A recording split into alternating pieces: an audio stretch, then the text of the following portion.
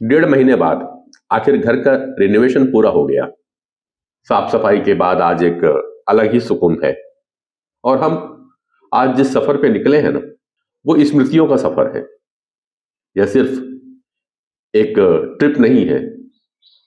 दरअसल आज हम लौट रहे हैं अपने जड़ों की ओर। मैं, अनामिका और हमारा बेटा हर्षित आज निकल पड़े हैं अपने पुश्तैनी गांव आलमगंज की ओर।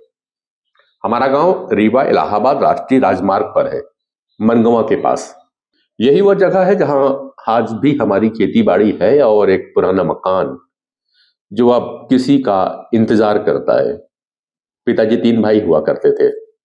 तीनों ने यहीं रहकर पढ़ाई की और हाँ, मेरा जन्म भी इसी मिट्टी में हुआ है। आज पिताजी के बड़े और छोटे दोनों भाई इस दुनिया में नहीं है। हम सब भाई बहन भी बाहर बस गए। छोटे चाचा का बेटा जो डॉक्टर है, रीवा के पास ही प्रैक्टिस करता है और रीवा में ही रहा करता है। कभी कभार सप्ताह में एक बार गांव आ जाता है। बड़े पिताजी जिन्हें हम दादा कहते थे, उनकी 3 बेटियां थी और शादी के बाद सब अपने अपने ससुराल में रही।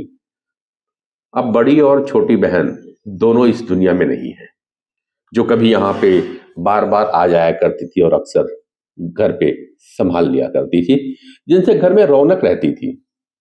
अब उनके बिना यह मकान केवल स्मृतियों में बन के रह गया है और स्मृतियां अगर देखभाल ना पाए तो खंडहर हो जाया करती हैं।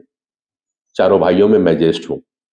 सपरिवार अब रायपुर में रहता हूं, दूसरे नंबर का इंदौर में, तीसरा मुंबई में और सबसे छोटा रीवा में निवासरत है।